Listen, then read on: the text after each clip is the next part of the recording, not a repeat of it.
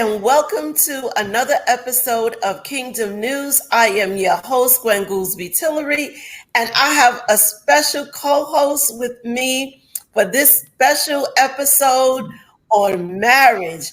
I happen to have this wonderful young man seated next to me. I've known him for over 20 plus years. We go back a little bit. Welcome to my co-host position, my husband, Alex Tillery. Hello, everybody. So I figured it would be fun since we had the Wallace on to do this as two couples talking about marriage. So for this episode, I have the pleasure of having on Russell and Joni Waller. We have known the Wallers for almost as long as we've kind of known each other. We connected with this wonderful couple through our church. And you'll get to hear a little bit about that as we go through the interview. So I'm so excited to have them on. They are co-authors, co-contributors to the book Through the Fire. They have been married for an extremely long time. And so welcome, Russell and Joni, to Kingdom News. Welcome. Thank you. We're excited to be here. We're so happy to be here. Excited to have you guys on. So just briefly, before we go into the whole marriage and all of that, just tell us briefly a little bit about each one of you. Let's go ladies first and start with Joni. So I'm an only child and no siblings. So you want to know how I met him, or is that just, or you just want to just give us a little, like, okay, where are you from? Where do you currently reside? Well, okay, so I am I don't want to call myself a time traveler, but I am, Gwen and Alex know, a New Yorker by trade who started off in the Bronx and went upstate New York to Warwick and stayed up there until I was 7, and then moved down to Princeton and then did my second grade through the rest of the couple of years. Then we moved to Lawrenceville. So I'm a New Yorker, New Jerseyan who who's down here in South Jersey, but still New York is always in my heart. Yes, we can relate to that. Don't necessarily want to go back, but there's no place like New York. No place like it. So, Russell, tell us a little bit about yourself. Well, first of all, I am the oldest of 5. I have 3 sisters, and I have 1 brother, and we were very, very close in age. And we kind of stair step right back down. We have myself first, and then, of course, 2 ladies, and then my brother, and then the baby is 6 years between her and my brother. So my parents kind of decided to continue their family a little further. And so we basically grew up as farmers. I grew up in the southwestern part of Virginia, and it's a very over by the Blue Ridge Mountain area over that way in the southern, I guess you would call it, southwest area, around Blue Ridge, in that area around Lynchburg. My hometown area is called Danville. Very rural area, very small. The school system was basically a countywide system, not like the townships that we go to now. And we met, Joni and myself. I'm jumping ahead a little bit.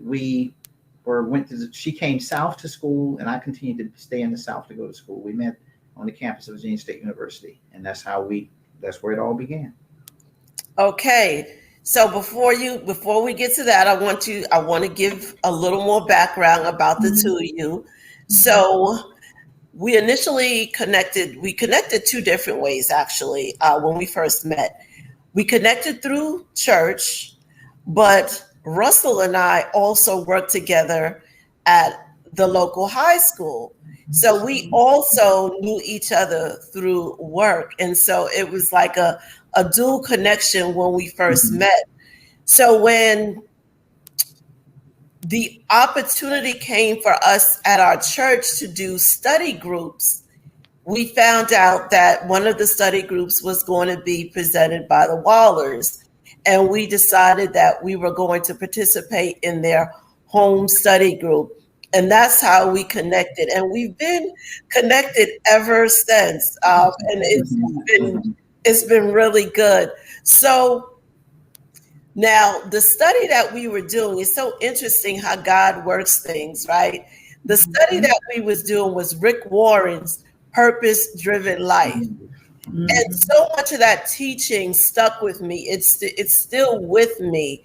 And we were just so grateful, Alex and I, coming from New York, being new down here, really being new to, honestly, the experience of church, especially a big church like that. And you guys, you opened your home and you welcomed us, and you just always just made us feel welcome and felt good.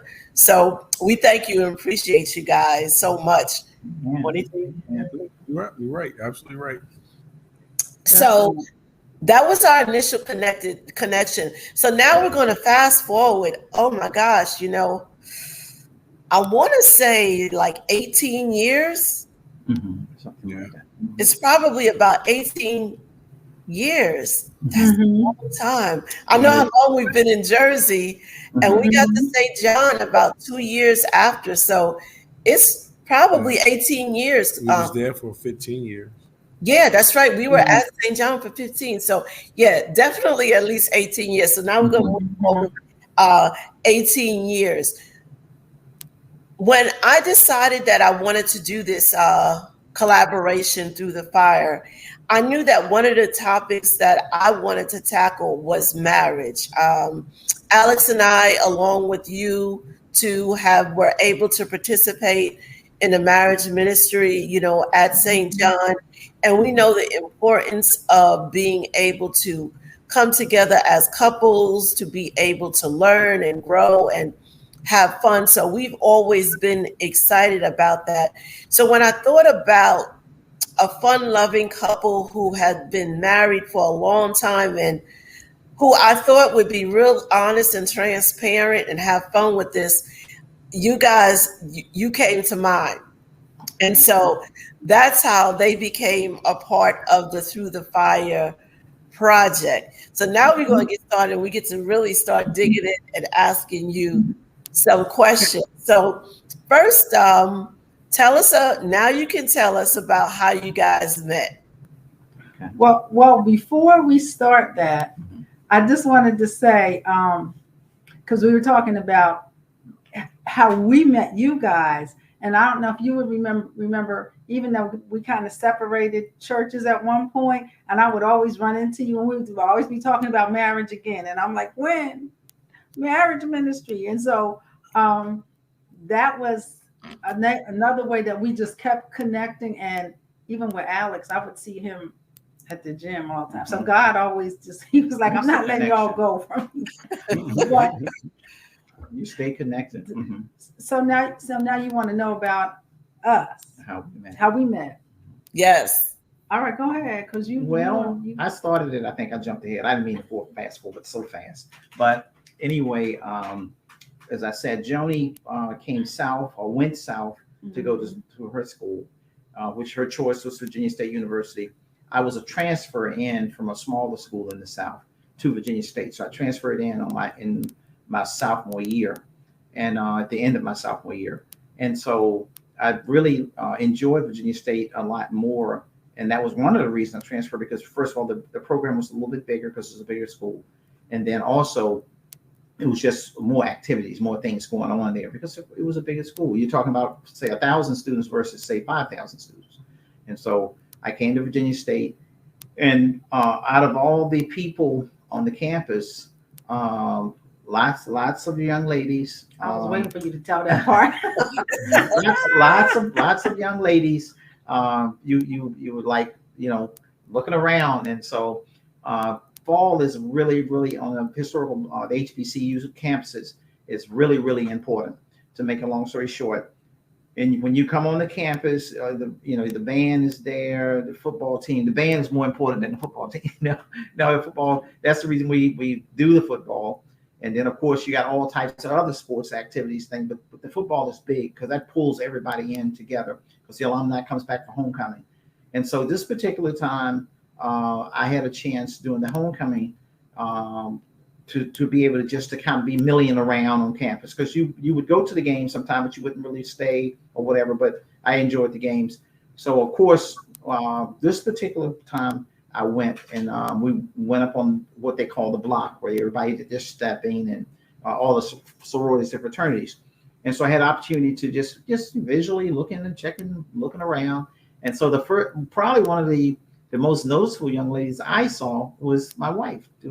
I didn't realize at the time would be my wife, would be Joni. And so I, immediately I was interested, but I didn't really know how to approach her. I didn't know who she was and nothing. And so I began through the fraternity. I knew some of the guys that knew some more of the ladies, and that's how we made connections. And we began to talk. And so I found out later she was dating somebody. And so I was like, oh boy, that my heart kind of sunk. And so not realizing that was on the way out, And so, I found out later, I was glad it was on the way out. And so it gave me a chance to talk. So we began to meet at different places. And then I just began to just show up wherever I knew I'd already looked at her schedule. I found her schedule down on that, and I knew where she would be. And I would just show up at those locations. Wait a minute. So you were like almost like an undercover stalker? Undercover stalker. I didn't want to put that, but I it's called paying attention to detail. I understand. Exactly. That's what it is. He left out a detail. The detail was he came up there to Virginia State. He was at St. Paul, the little school, came up there on the hill, saw 100 million girls. And his head was rolling around like that doll thing like this. And I don't know how he just spun to me, I guess. And then he didn't, I don't know. I guess we were stepping on the block, but my best friend, Evelyn, is an alpha angel. And that's how he knew her. And then he was like, how I got to her, Joni. It got to me, but it wasn't because of me in the beginning. It was because his head was spinning around from going from one. Well, it must have been something because he stopped when he got to you, and so he stopped when he got to you, and at some point it moved from you guys just dating on campus to getting married. So, how long have you guys been married? We've been married going on 41 years. Yes, I approached him at the table. I have to leave. He left that out too. he was stalking me through her, but and my girlfriend told me that he liked me, so I went and sat at the table where he was eating breakfast. Because I would make those. I would be right there at lunch and for breakfast. But I'm like, I'm gonna call his bluff, so I'm gonna go and sit down at the table, and I think it's a shock. It did kind of surprise me. But anyway, we have been married 40. We're going on 41. 41 years. This coming August 15th. That's a long time. So that was one of the reasons why I really was looking forward to you guys being a part of this project, because in this day and age, to make even 4 years is quite a bit. So 40 plus years is like, that God had to be all in the mix of it.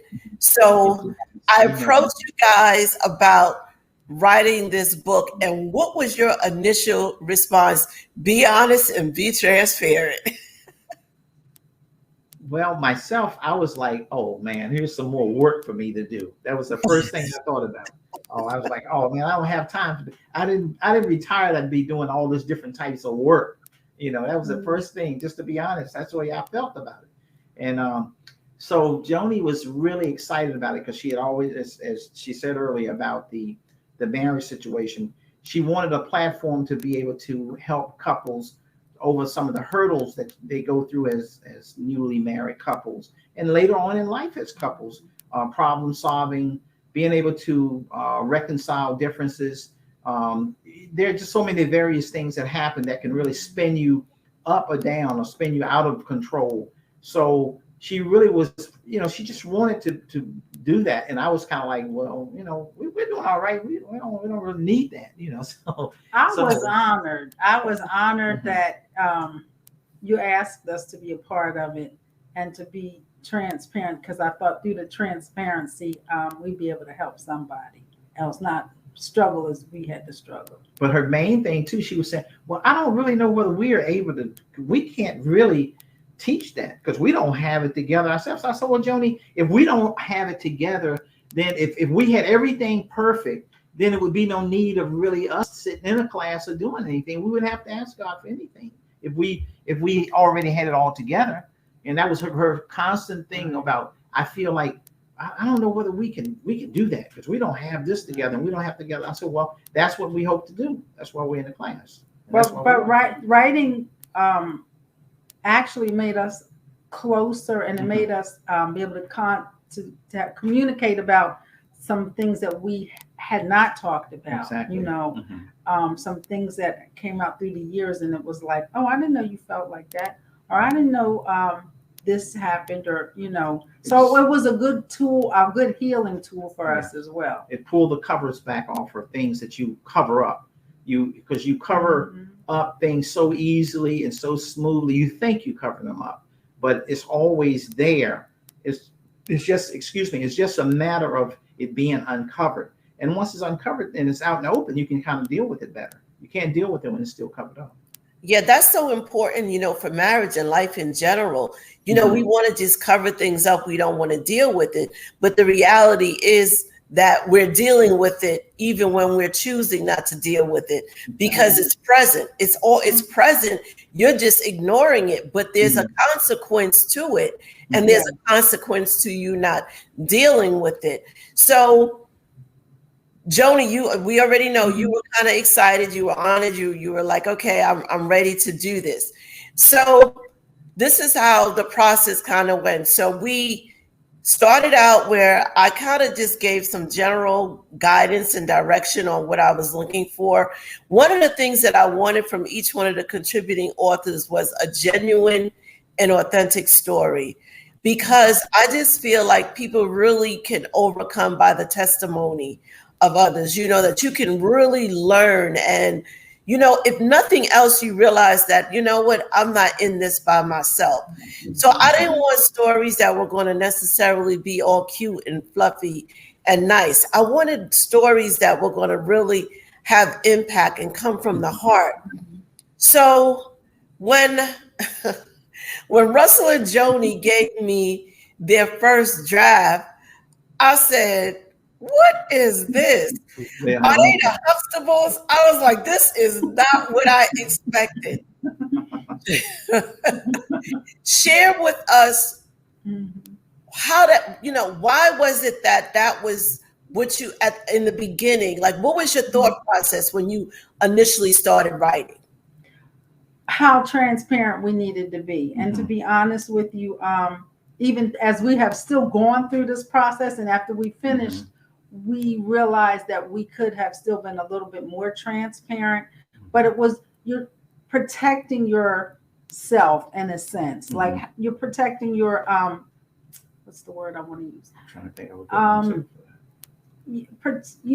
cocooning your relationship. You don't want, how vulnerable, that's a good word. How vulnerable do you really want to be, and letting everybody open up, like Russell said, pulling back the covers. So that was kind of where we were in terms of how are we going to write this in terms, because you are trying to see how, as Joni was saying, how far you want to go with pulling the covers back. Do you just want to take the cover off your neck, or do you want to completely pull the cover back to your feet? That's what you want to do. And you have a tendency to stay in the same churchy mode that, what some of your older people would say, well, you're supposed to be married for this amount of time. You're not supposed to have any problems. You're not supposed to be transparent. And what's in your home stays in your home. Stays in your home. And those types of old cliches that you hear all the time. But then that's not helping anybody. But you're not helping the little couple that's really struggling, who could make it if you were honest with them. But if you don't, because people feel like when they see you, the number one thing when you're smiling, just like we're doing now, they think that they really got it all together. I just can't never I'll never be able to reach that goal, and you're kind of giving them a facade if you don't tell them how you were able to smile, because you didn't just start off from the whole beginning smiling, you know, and you don't smile all the time now, because there's always a difference, you know. We don't have 40 years in. We'll be going on 20 in August. So something else we have in common, our anniversary month. We're both August. But listen, right before we got on here, we were going at it. You have to get things straight. No. You know, truth be told, you know, so you're going to always have those moments. And I know people probably look, but as I said to you, I just said to you earlier or yesterday, Joni, you know, it's only God's grace. It is only God's grace and our willingness to honor, you know, that the vows and, you know, try to honor each other and respect each other, that we're still in it, because it's not that we've been problem free. We've had our share of problems. We just decided not to let the problems have us. That's true. And I think for us, Gwen, to be very honest and transparent as well, we both had two praying mothers, because there was at one point where I was going my way and he was going his way, and as fast as we could. Yeah, our mothers got together. And that's the one thing I can really say, that if you have if you can marry into a family where the families get along, that's a good thing, because I had kind of said, okay, I can't stay in Virginia any longer. And I came on back to New Jersey, and my dad was like, he thought I was on vacation and for a week, and it started turning into 2 weeks, and then there's 3 weeks. And he was like, well, when you going back to Virginia? And I'm like, I'm not going back to Virginia. And then he was like, oh, Maddie, she's not going back. And my mom got on the phone and called his mom. So that's why I said, when you have two praying mothers that will bring it together and keep you guys on your knees, it's the grace of God, honestly. Because my mother actually called Joni's mom. I found out later, and then they talked. They had a very, very, very good conversation, and they always prayed for us anyway. We didn't even realize they were praying for us, and so my mother, you know, she had a kind way of saying something, and guys are very kind of favorable of their mothers more so than dads. We love dads too, but we really favor their mothers. And so she said, boy, you got to go and get your wife. And so I was looking at her like, what do you mean? My wife is still with me. She just was in New Jersey.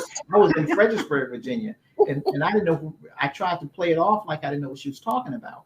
But she's talking to me on the phone. She said, you got to go get your wife, just like that. She said, what are you doing this weekend? Go get your wife, just like that. And so I'm still thinking, like, how did she know that? I didn't realize they were communicating. Never thought about them communicating, because I thought I had the wife, I had the daughter, and they were in their house and I was in my house, or our house.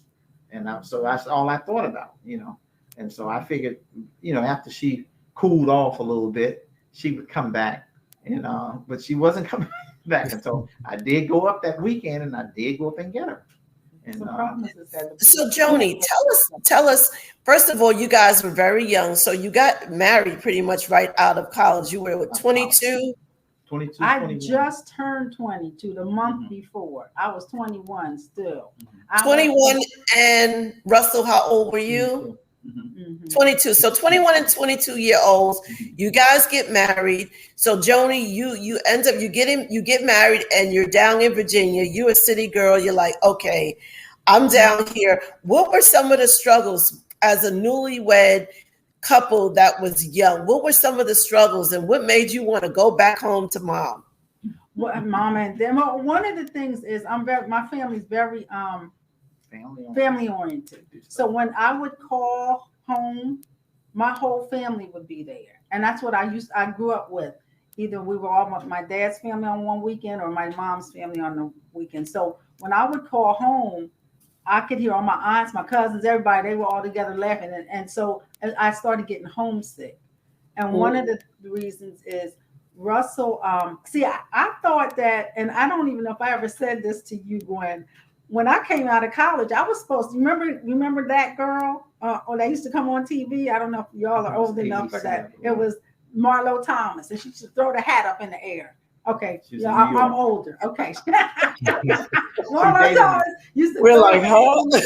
It was called That Girl. It was called That Girl. And so that was what I was supposed to be. I was supposed to be coming back home, going to New York, and getting a job and throwing my hat up in the air like single, that. Living a single life. He caught me. So the whole thing was, we got married. I'm still young. We weren't in a place where I thought what young people would be, like an apartment. We didn't live in an apartment. We lived in a house because he wanted to live. He put me in a farmhouse. So the rent was good. Because the rent was $100. Because we knew the people at church. The rent was $100. They were happy. But I loved him, so I was going along with whatever he said. If he said, let's live in the shoebox, I would have said, all right. Until I figured I can't get out of the shoebox. So anyway, he was going on along, just working. He had found a friend that he was a little older than him. He was an undertaker. Mortician. Russell was doing his thing with him, not realizing, I think, that he had a young wife, and that my mother told me. We were supposed to be a young married couple, and he was more settled, and I wasn't settled like that. So because he was going on doing his thing, and I was just coming home from going teaching and then coming back home and being bored by myself, then that's where the loneliness set in, and I needed to come back. And then we, addition to that, we were able to build, in our third year marriage, we built a new home, and I just knew that was it. I said, oh, she'll definitely stay now. And she wasn't even thinking about the home, because by then had really lost the taste of Virginia. We were in Fredericksburg. She had lost the taste of it because it was it was kind of being developed like Mount Laurel used to be here, and she was done. Right. And it mattered not what the house was, And so when she left, she wasn't even interested in no more. And I think because we didn't make a whole lot of money at that time, I needed to come home more, and I don't think Russell understood that I needed to come home more. And I probably would have stayed in Virginia, maybe if I had been able to transition better. Mm-hmm. But that was when you missed it, as a couple. Mm-hmm. Once again, me not talking about it, him going on, not realizing it. Mm-hmm. So thinking I'm doing the right thing because I'm providing for my family, which at that time was just Joni and I. We didn't have children. Right. We didn't have children for the first 5 years we were married. And so the house was lonely for her, The house I didn't realize that, but I had a very good friend. The one friend that was the mortician, we went everywhere. We did all types of stuff, because and I was leaving her out. The main person I was supposed to have been providing and taking care of, I was leaving her out. And but so, we didn't do things like young couples do. We didn't date night.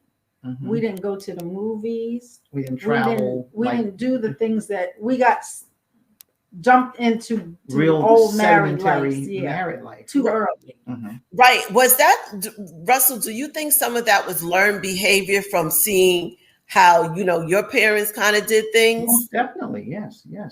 Yeah. It was just learned behavior. I didn't know it was no other way. My dad was a hard worker, and my mom worked hard. So to have something, you wanted something, you wanted a home. That's what you wanted. Mm-hmm. I didn't want to live in an apartment. I told Joni from the start with, I didn't want it really.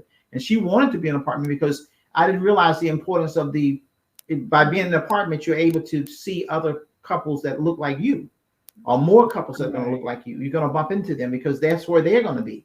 But you're not going to see them in single family homes after 3 or 4 years of marriage. You might see them 10 years later, And I think for me, my parents built a house, but I was 10. So we lived in an apartment until I was about 10 years old, moving from different places. So I where Russell was ready to just get a house right away, I saw a different transition of how you get to that stage. Not my like I said, my parents were older when we really lived in a house, when we, they built their house, and so I just saw different transitions. So we didn't. There was a lot of I don't even want to say we didn't communicate. We didn't.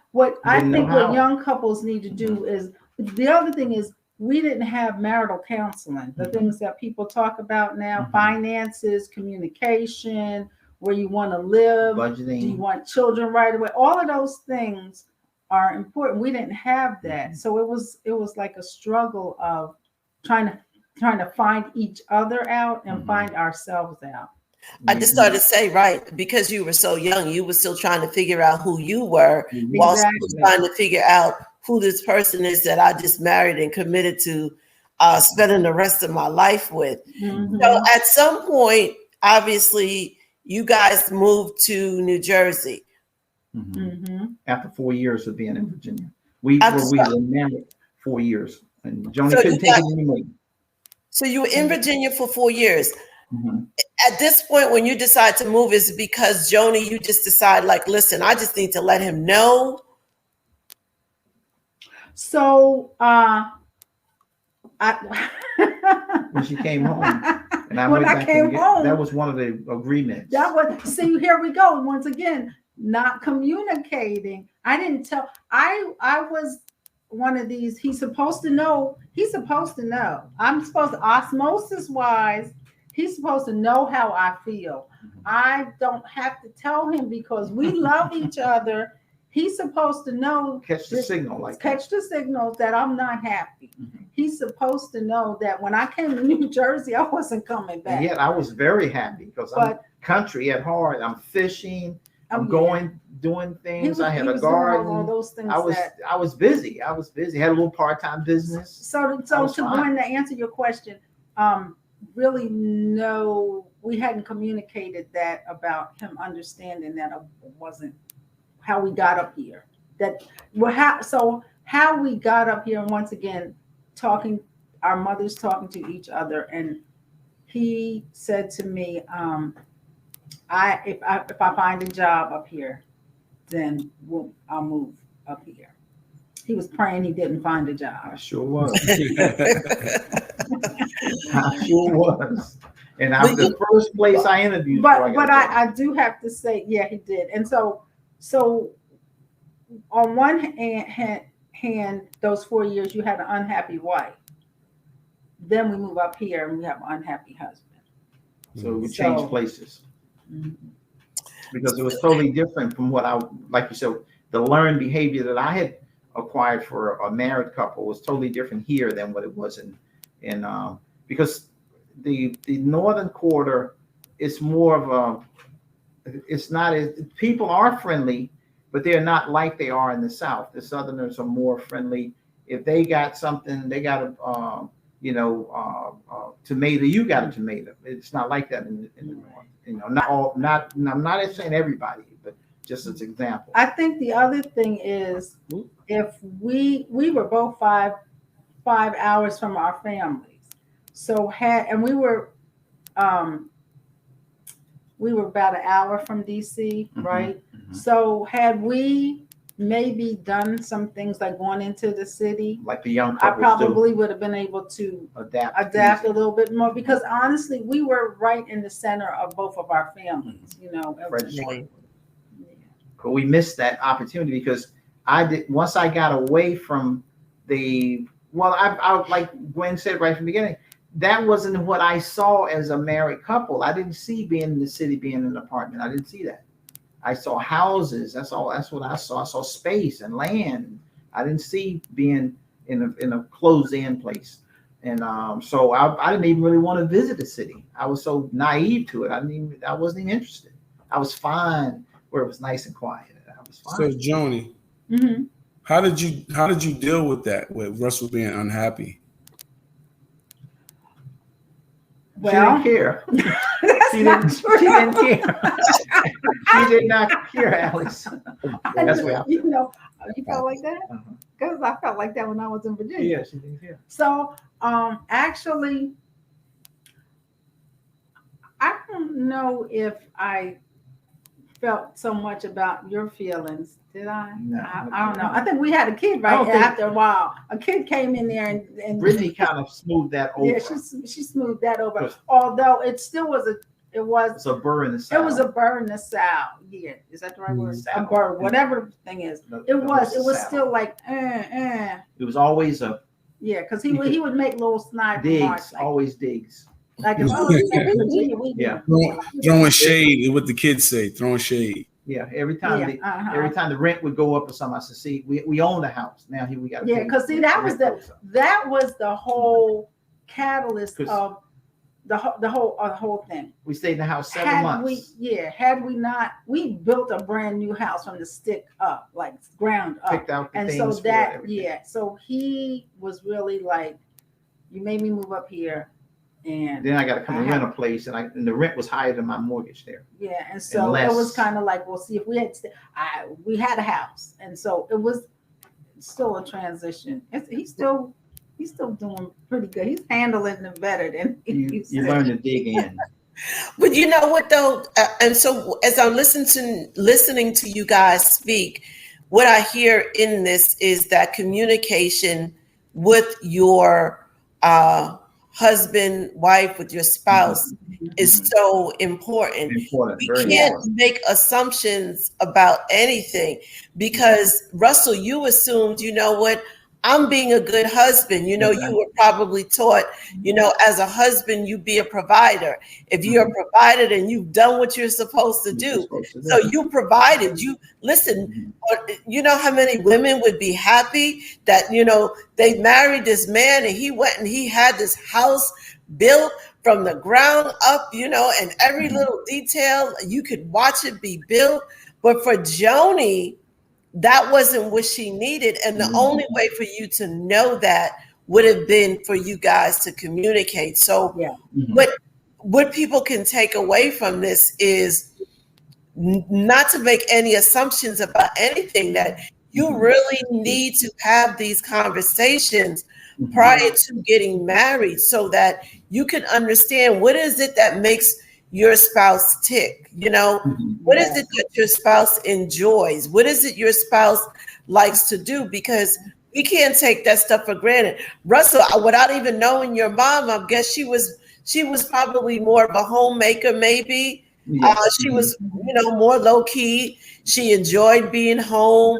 She probably enjoyed baking the cake and all of that. Now, Joni, I know you do bake too, but you was like, no, but I need to get out too. I need to have fun. So I say all of this to say is there's some things that we can learn from the examples that we have coming up. But the most important thing is to really be in communication with your spouse so that you can understand what it is that they desire and who they are and what makes them happy, not based on generalities. I think the other thing is, and sometimes we as women, we tend to go along with and not really, like you said, communicate. But sometimes it's like, for me, it was, I was timid about speaking my mind to him. I don't even know why as I got older. I guess, you know, having to grow, like I always say, you grow in the marriage and grow up in the marriage. So I had to grow up in the marriage and get my voice and, you know, realize that I do have a voice and he didn't know anything if I didn't speak it, you know, and I was saying, I know one part in the book, I was talking about the ice cream and I really wanted some ice cream and I didn't tell him. I told him, I was like, there's an ice cream truck. And he was like, oh, okay. But I didn't say to him, I want some ice cream, you know? So those are some things that I'm saying. You really have to be clear. Yeah. And not be afraid to talk to your spouse about the things.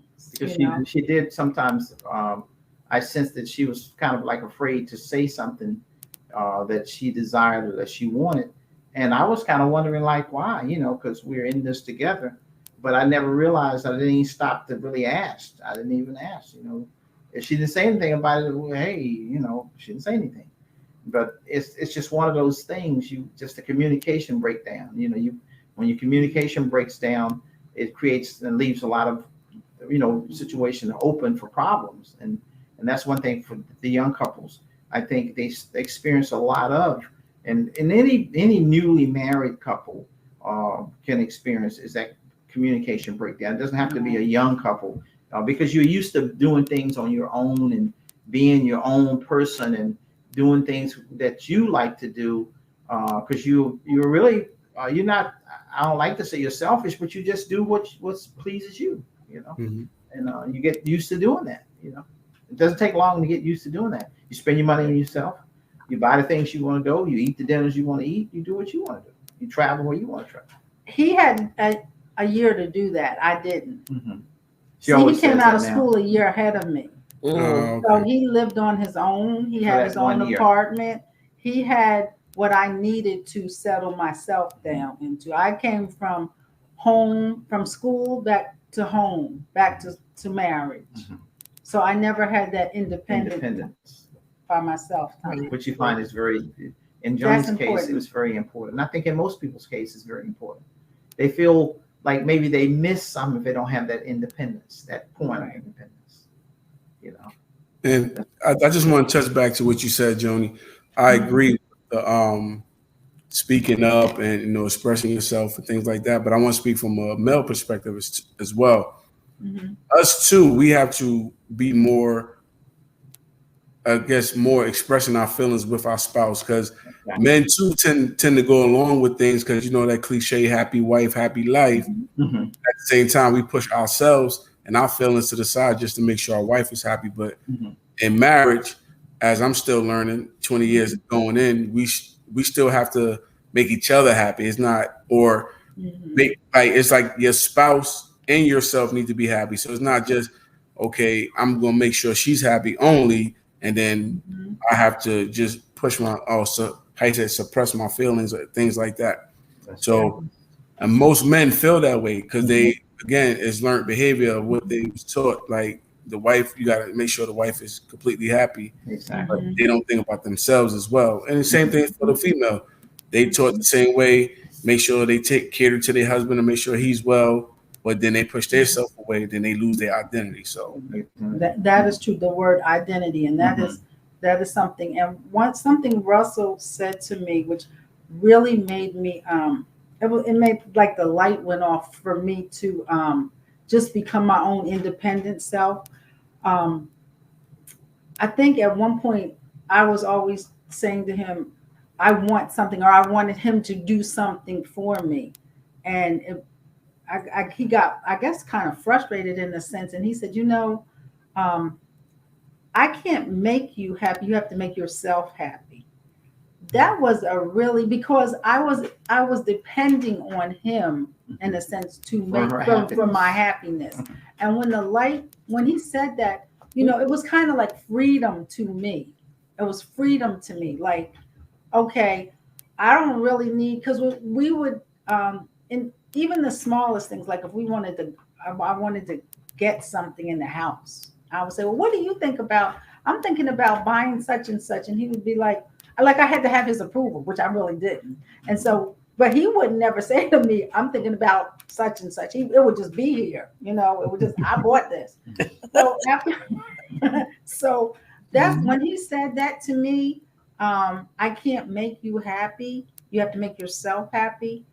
I was like, thank you, Lord, because now I can go, I don't have to talk to you about nothing. This is going to show up in the house.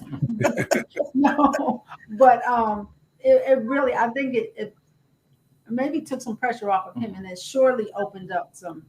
That was the day she got her independence. I just started to say, you said independence. You say independence, but I was thinking, to go back to what Alex was saying about identity, it's becoming it's knowing who you are. It's extremely difficult to make a marriage work when you come into it and you're unsure of who you are. When you don't know what your expectations are, and you don't know really what your likes and your dislikes are.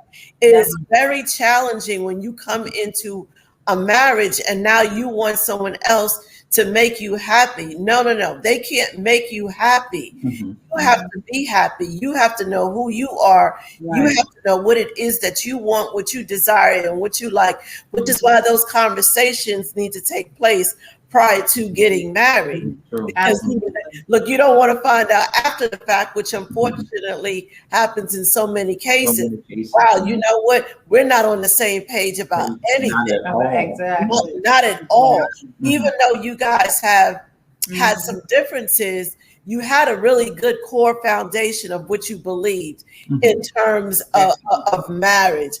But it is extremely difficult if you're coming in from totally opposite spectrums and ends, and then your core is not in sync either. So it's really important to have those conversations prior to getting married, to really know who you are, because it causes a whole lot of confusion and frustration when you come into a situation expecting someone else to help you to figure out who you are and make you happy when that responsibility is really on you. And so I kind of remember when she, like you say, began to identify who she was, and it was kind of like I was looking at her like, you used to didn't say nothing about that, you know. Now all of a sudden, like, why are you changing up on me? That's why I was you know, as you were saying that, I was thinking about that. I remember that. I remember the times when she gradually took those steps to find out who she was. And it was like really an eye opener for me. It was like, wow, you know. And you know, that's the one thing I was saying. I would say even men or women, you really need to start off and like you were saying, all of those things need to be discussed, because you really need to start off how you want to continue and hold on, because it is an eye opener for that person who's been saying, well, we've been fine all of this time. How why are you switching up all of a sudden? New on me, you know. And I don't. It's not that it's not fair to that person. It's just that they don't. You know, you're changing. Yeah, and that's what we're supposed to do. I mean, honestly, I would not want to still be the same 21-year-old Joni that I am now. Absolutely. And then, you know, I was listening to, I don't remember exactly how he said it, but Pastor Darius Daniels was doing a whole session around love, and he spoke specifically about marriage and how, you know, there's certain qualities that you need to have, you know, when coming into a marriage. There's certain qualities that you should be looking for. And he spoke to this, and I don't remember the exact wording he used, but he talked about you have to have like a resilience to be able to still love as the person changes and grows. Because the reality is that if Alex was the same as he was 20 years ago, that's a problem. If I'm the same as I was 20 years ago, that's a problem. And so the love has to be the love of the core of the person, but also the person that they're becoming, because that becoming also should be beneficial to your marriage, because it's growth, it's maturity. So now it might cause a little discomfort for a little while, because you're like, oh, you know, this is a little different. But on the flip side, it should cause some excitement, because you should be like, okay, let me find out, you know what? Oh, I didn't know that she had that in her. Or, you know what? I didn't know that he had that in him. And so instead of us being so easily offended by every little thing, which is something that often happens, we need to look at it from the perspective of, you know what? Wow, you know, this okay, this is something new. Let me kind of step back and see where this is going and try to understand it. And that's where communication once again comes in, so that again, you're not easily offended, you're not worried, you're not concerned, because a lot of times when we see changes, it makes us uncomfortable. It makes us very uncomfortable when we begin to see the change. So time is ticking. So I want you guys to give us a few tips. So in the book, you end out with keys to communication, because I think you if you've heard anything in this interview, you know that the key to a successful marriage or any successful relationship is communication. So what are some of the key tips, tools, information as it relates to communication? I'm looking, one of the things here is pray before you have a discussion. So give us some more things. Start with that, and how did that pray before you have a discussion make so much sense? But talk to us a little bit about that. Okay, so I think for both of us, we would always kind of like just the discussion would be coming out, and then even though we grew up, we met y'all in church, we grew up in church, but that wasn't when you're in a conversation. Sometimes you're not thinking about praying as you are maturing in the marriage. You're just trying to get something straight, and as you mature in Christ, okay, before I bring this because I have brought this to him before. It didn't work out that well. He brought it to me before. It didn't work out that well. I was like, boom, okay. So maybe we need to maybe Lord, we need to turn to you first before we bring some stuff to each other. And so if there's an issue that I need to talk to him about, we've been married for 40 years. I know how he's going to respond. So, and he knows how I'm going to respond. So sometimes it's like, Lord, I need to pray with you. I need to hear from you before I bring it to him. Because first of all, I might not need to bring it to him right now. So God, you have got to tell me when is the best time to bring it to him. When is the best time for him that he's going to hear me and listen to me. He might not hear me when we're sitting at the dinner table because he's hungry right now. Right. Or he might not hear you in a few minutes while he's getting ready to go and watch that game. Exactly. So listen, that's key. So wives, younger wives that have been married, listen, let the men have their game time. I'm actually a wife that can sit and enjoy sports with my husband. I'm really a big football fan. I mean, we can talk football. I can talk about some stuff when it comes to football. Basketball, I'm getting a little bit more knowledgeable because, that is what he coaches. So I'm like trying to understand it more. But I'm looking forward to the game, and watching Golden State. But, sometimes, as women, we feel like, we taking a back seat. Let them enjoy their game. That's not the time to try to have a conversation with them. It's like your husband trying to have a conversation with you in the midst of, I don't know, you getting your manicure, your pedicure, something that you enjoy doing. So we've got to respect each other's time and space. And like you said, know when it's the right time to communicate. And prayer is key to the marriage. Praying about the marriage, praying for the marriage, praying for our spouse, praying for ourselves, so that when we move throughout the marriage, we're doing it in a way that would be pleasing to God. If we were just to take more time and do that, to really pray and seek God, we would be in a better position. I'm being honest. I know I would. And, 20 years in, 40 years in, we don't do that consistently, but I can say the more that we do it, the better our relationship will be. Because when we look to God to be in the midst of it, we know that he's going to make it right. So I want to close with that. But before we end, please share how people can get in contact with you. I know your website will be launching soon. So give us your website information and, where people can find you on social media, that kind of stuff.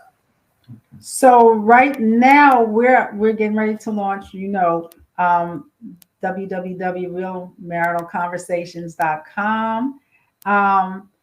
Right now, Joni Waller's on Facebook, Russell Waller's on Facebook. I do have a YouTube channel, but that's for a different platform.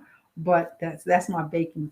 That's my baking channel. But anyway, Through the Fire. Can I hold the book up? Yes. Okay. Yes. We stuck Russell had our second I don't know. Is it coming backwards to you guys? It always, when you hold it that way. For some reason. No, it's fine. It's Okay. fine. Okay. Anyway, yes. Right now, until we get really running the way we want to run, they can get us on Square. They can order the book that way, but through our Facebook page, Joni Waller, Russell Waller. Amen. All right, before we close out, we have 60 seconds. So 60 seconds. Give us some closing advice as married couples.